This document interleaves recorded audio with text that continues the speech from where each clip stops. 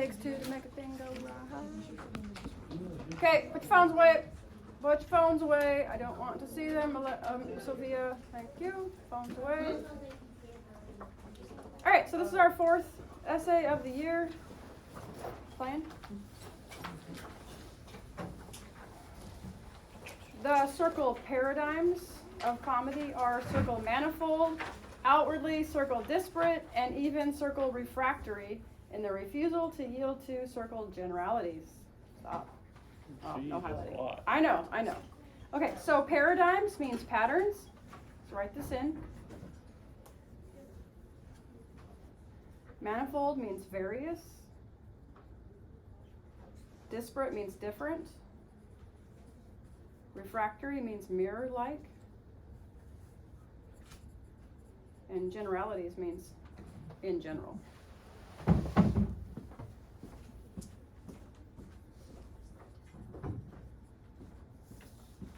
So what does this mean in like layman's terms?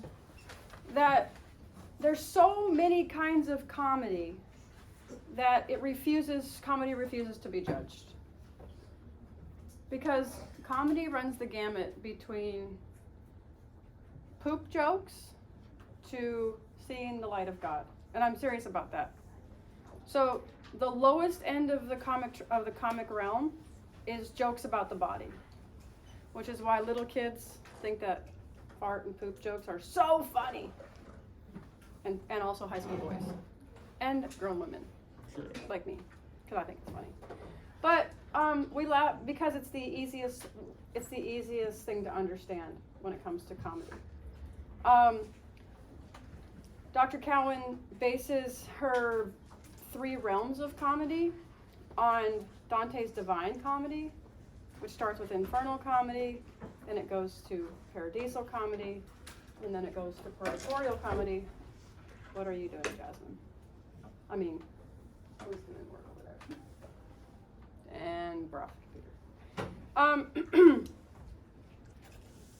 So, paradisal comedy, at the end of Dante's Divine Paradise, he sees the pilgrim sees the light of God. So that's the highest form of comedy.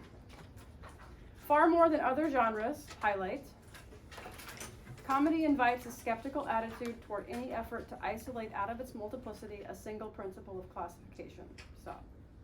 Yet a serious attempt at comic theory can hardly escape the conviction that highlight works customarily designated as comic, despite their variety, do indeed participate in some sort of community. Stop. This is where we learn that comedy lives in the city. Comedy has to participate in community. If the type joining them is something like the gold to airy thinness beat of Donne's superlunary lovers, undiscernible to those whose soul is sense, it is nonetheless binding. Such dissimilar specimens as many turning Odysseus' long voyage home, Aristophanes' fantastic obscenities, and the worldly intrigues of new comedy are upon examination found to be capable of coming together in an unlikely harmony with the churchly art of the mystery plays, the spiritual writings of Dante, and Shakespeare's benevolent deceptions for love. Highlight.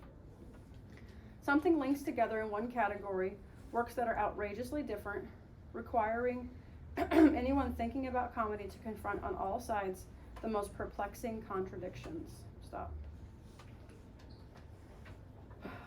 And apparently these troublesome circle antinomies, which means paradox, which means a contradiction between two beliefs that are themselves reasonable. So antinomy is another word for paradox. The definition of paradox is a contradiction between two beliefs that are in themselves reasonable.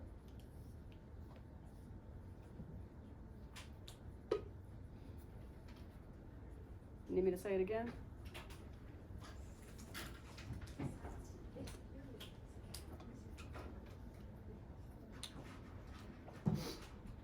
And contained within the phenomenon of the comic are ineradicable by any process of single reduction.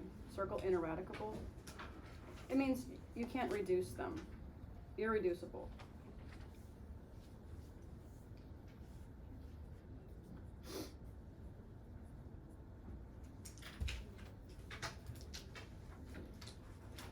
Highlight.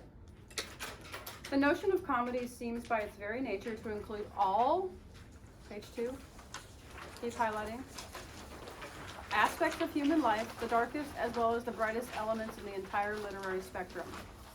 In fact, upon observation, comedy shows itself to be the least exclusive of all literary forms, able to accommodate structures at once simple and complex, treating both the natural and the artificial, and reconciling the grossest bodily indecencies with the most rarefied spiritual and intellectual refinements. Stop. So, in one genre, comedy contains, and at the top of page 2, I want you to draw a line across, and on one end, I want you to write fart jokes, and on the other end, I want you to write light of God. Because that's literally what comedy is. It contains all of the funny stuff about the body that we laugh at all the time. And it contains the highest of the high when it comes to describing the divine.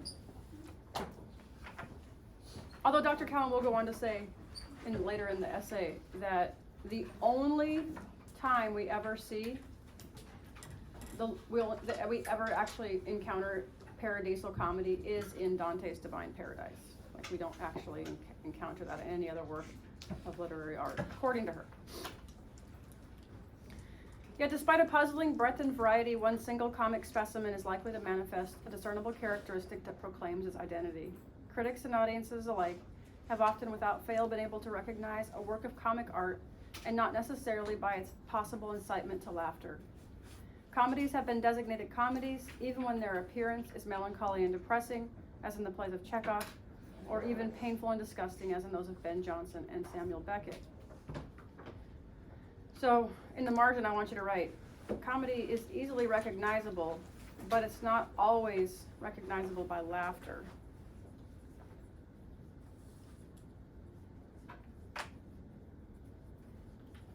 Sometimes it's recognizable by how disgusting it is, or how weird it makes you feel. Penelope, on that third shelf, on that white bookshelf, there on the left, there's an essay. You can grab it. Yep. We're on page 2. Thus, one might hazard that an encompassing image lies beyond mere appearances in comedy, capable of being recognized in countless situations with varying characters on different strata of life, with emphasis on many possible segments of the large central action. Such an image can be said to be expressive of a fundamental aspect of human feeling, and as such, to circle illicit, a response required, less acquired than circle innate, less reasoned than instinctive. Illicit means pull, and innate means natural.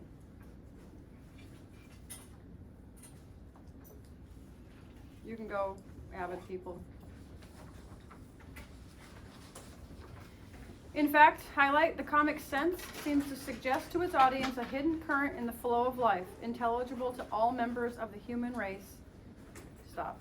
At its most basic level, what Suzanne Longer has called the pure sense of life, and at its highest, the river of living water spoken of in the scriptures.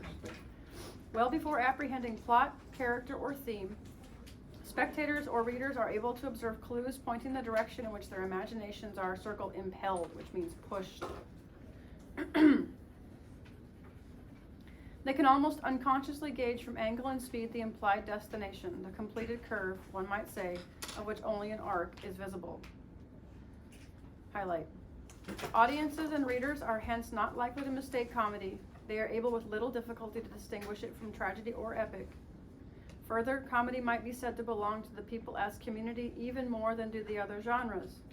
Stop. No culture has lacked some circle manifestation of it, and it is often so much woven into the patterns of a social order that it's taken for granted and comes to be disregarded as serious art by intellectual members of society. Okay, remember a few essays ago, I don't remember when I gave you this example, but I showed you the picture of the arc, the little part of a circle. Yes or no? I probably wasn't even there. So if I draw this, if you can see it, that little arc, right? if I draw that, you know what the finished product is going to be? It's going to be a circle. Right? What's her point of this, that's what she's saying here, is that you don't have to see the entire comic show to know that the guy's a good comic. And conversely, you don't have to see very much of it to know that he sucks at stand-up comedy. Right? You know if something's funny or not instantly. You know when someone's trying too hard to be funny, or if they're not funny. You know if it's innate, natural. We know these things. Even little kids know these things. Like, you can be 4 or 5 years old and know if someone's funny or not. Right? So you don't have to, later on she's going to give an example of pudding. In fact, in 2 pages, she's going to talk about tasting pudding. Okay.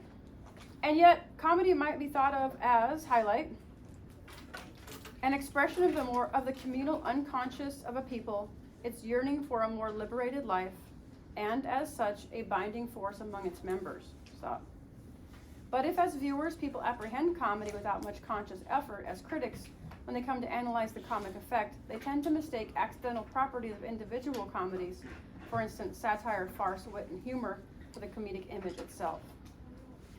But comedy, as a handful of authorities have pointed out throughout the ages, is, highlight, not necessarily the laughable. Stop. Wimsatt's remark that a comedy that does not provoke laughter seems to be an odd success is applicable only if one can discern no other more compelling purpose for the comic vision. Perhaps, highlight, Plato began the oversimplification when, in the Philebus, he assumed comedy to be about the ridiculous and ascribed the audience's mixed feelings on viewing a comedy to a combination of pleasure and envy. That is, we are delighted at the misfortune of our friends. Aristotle continued this misconception when he viewed comedy as an imitation of characters of a lower type, particularly the ludicrous, which consists in some defect or ugliness which is not painful or destructive. Stop. Medieval theorists, largely following the lead of Aristotle and Horace in an analysis of the formal parts of comedy and its ethical nature, gave their chief concern to, highlight, the comic catharsis, which they deemed to be laughter, and the comic moral responsibility of teaching. Stop. Put a big star next to that, because that's kind of like the whole point of comedy. There's 2 points. Catharsis, which is laughter, and the comic moral responsibility of teaching. Okay, so think about this.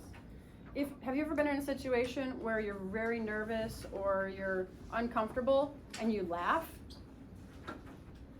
That's comic catharsis. You're trying to relieve the fear in your soul or whatever's going on with laughter. I do it all the time. When things are uncomfortable, I make jokes. All the time. And the more uncomfortable the situation, the more ludicrous and uncomfortable the joke's going to be. That's just how I deal with stuff. Oh, I heard once that someone said that comedy is it's supposed to be making fun of bad things. That's right. That's like what and she's actually going to talk about that later. Yeah, because that's the whole point of a joke. Since most funny jokes can be seen as rude, because that's the whole point, is to make fun of the bad things in life. And actually, in the next few pages, that's a good point. She's going to say, if you take yourself too seriously, people will make fun of you. It's just the way it is. And that very serious people can, and when they try and tell a joke, you're like, just stop. Because, just know. And that's the comic moral responsibility of teaching. That if you take yourself too seriously, we're going to teach you that you need to just chill a little bit. That your peers will teach. And hopefully it's done in a way that's not hurtful to you. But it's funny. It's funny when very serious people and think that they know everything. It's funny to see them fall. I'm sorry, but it is. It's funny to see people who think that they know everything. And then, no. And then we laugh. because you just needed to chill a little bit. The immense body of Italian Renaissance literary criticism had no trouble reconciling the still dominant medieval didacticism, blah, blah, blah, with the new humanism and the blah, blah, blah, blah, blah, blah, led to the, highlight, widespread conviction by the 18th century that comedy teaches the sensible attitude toward life, raison, by ridiculing the rigid, extreme, fanatical, and pretentious. Stop. That's what we were just talking about. That if you are extra, we will make fun of you. Right? It's just a natural thing. It's kind of like when I was in high school, I was what I called myself a closet nerd, because nerds are always made fun of by high school kids. And I didn't want to be made fun of, and so I kind of hid my intelligence like Jane, but in a different kind of way. Yeah. And now I just don't care. A few critics and philosophers in our time, Susan Longer, Cook, Fry, Cogill, among others, have given their attention to highlight what is behind comedy, that invisible metaform, which I have been speaking of as the image. Stop. But in the main, the bulk of comic theory today, as in the past, has tended to develop around the idea of, highlight, social amelioration. Stop. What does it mean to ameliorate? If I ameliorate your pain, what do? I lessen it. If I give my child a Band-Aid because they got a boo-boo, I've ameliorated their pain. So social amelioration would be a way to make society better, to help society heal. So comedy helps society heal.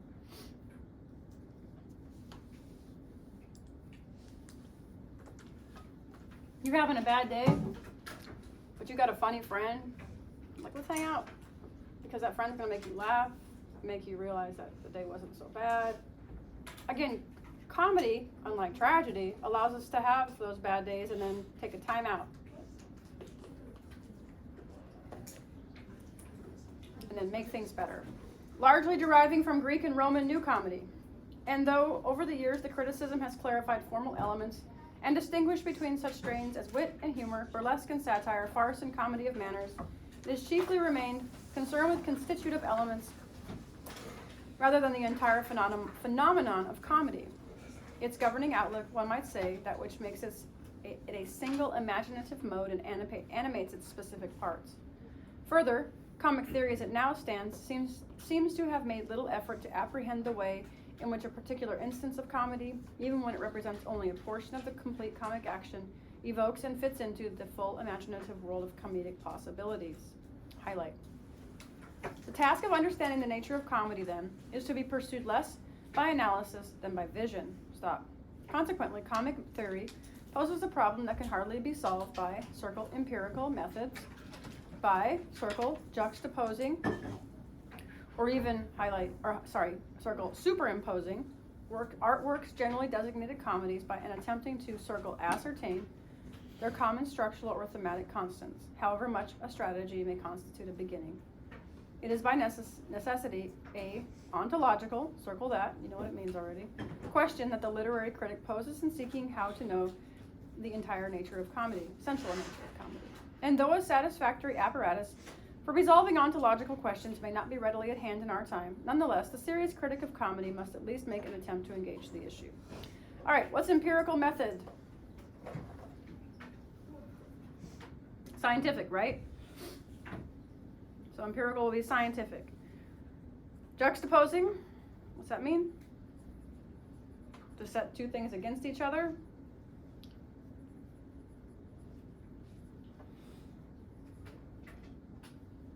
Dan, are you writing this? Yeah. Superimposing, to set something on top of another.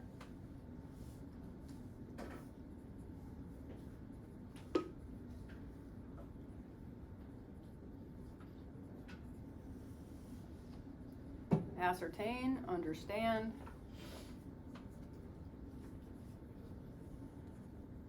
If you missed some of these, you can go back and watch the video, by the way. And ontological, which we know means, someone tell me? To know a thing all at once. This is the 4th time we've seen that word now. She uses it in all of her essays. To know a thing all at once. Admittedly, highlight, One can know the nature of comedy only through the immediate thing, the individual work. Stop. But the fictional whole, the novel or the play, presents to the imagination a circle intuition of an invisible form, which from a glimpse may be apprehended in its entirety. Intuition means internal knowledge.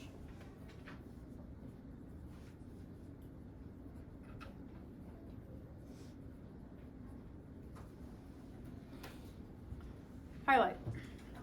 It is here that the underlying form of comedy is to be found, not so much in an abstraction as in the image the mind seizes upon with delight. Stop. The task of the critic, however, is not to stay with the superactual realm, but rather to return to the work at hand, better equipped to explore its true nature. In such a process, a highlight, specific representation of human action is able to reveal the universal image of comedy that has rendered countless dramatic works of art comic, and as such, recognizable to their audiences throughout the years. Keep highlighting. One does not have to eat this is probably my favorite Cowan line ever, by the way. One does not have to eat the entire pudding to know that it is flavored with vanilla, or that it's a pudding and not a cheese souffle. All that's required is a taste. Stop. Is that true? Do you want to eat the entire pudding? Yeah. Absolutely. I could go for some pudding right now. I could also go for a cheese souffle or a cheese Danish. Somebody got a cheese Danish? So if I put a blindfold on you and I give you a taste test, are you going to know the difference between chocolate and vanilla? Do you have to eat the entire thing to know the difference? No, you don't. Just like you immediately know the difference between a tragedy and a comedy when you walk into that work of art. Why? Well, you can feel the death in a tragedy. Like Death and the King's Horseman, death is in the title. Right? The next play we're going to read, Midsummer Night's Dream by Shakespeare. Well, we have the word dream. Does that sound like death? Not really. It's not called a Midsummer Night's Nightmare. It's not called Nightmare on Elm Street. That's why Nightmare on Elm Street, it's called Nightmare, not Dream, because it's going to be dark. Although Nightmare on Elm Street, by the way, is still a comedy. Because if the main character, does the main character live? Freddy's our main character, right? So if the main character lives, it's a comedy. That's why this is a comedy, because we're still alive. Hooray. All of the bad things can happen to you. And if you didn't die, remember what remember that the my personal characterizing phrase about comedy is, but did you die? If you didn't, it's a comedy. If you did, it's sad, but it's not a tragedy. Because you're not a tragic hero. You don't have that power. Are you a prince? Are you a president? Can you take a whole world down with you? No? Then it's not a tragedy. Really? Can you wait? No, you can go.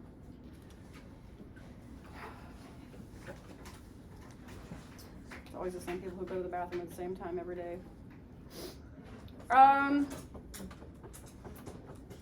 Similarly, the character of comedy is so definitive, its reality so unquestionable, that one can discern its nature even from a brief experience of the work. Its qualities circle permeate. What's permeate mean? Come on, scientists.